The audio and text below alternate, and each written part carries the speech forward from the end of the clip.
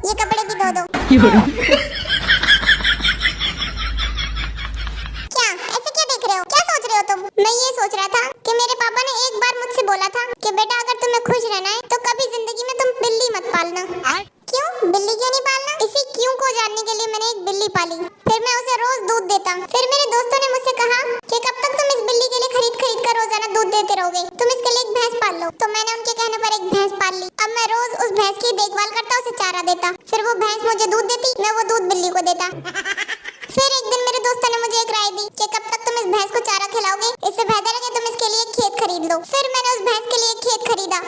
फिर वो भैंस दिन भर खेत पर चारा खाती, फिर वो दूध देती, मैं वो दूध बिल्ली को देता। फिर एक दिन मेरे दोस्तों ने मुझे राय दी कि इस भैंस को खेत पर अकेले छोड़ना ठीक नहीं है, तुम इसकी देखभाल के लिए किसी और को रख लो। अच्छा फिर क्या मैंने उस भैंस की रखवाली के लिए तुम्हारे भाई को रख लिया।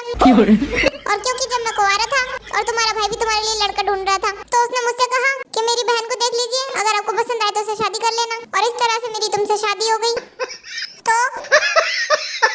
तो तब जाकर मुझे समझ में आया कि मेरे पापा ने क्यों कहा था कि बेटा तुम्हें जिंदगी में अगर खुश रहना है तो कभी बिल्ली मत पालना। ज्यादा काबिल बनने की जरूरत नहीं है, जल्दी से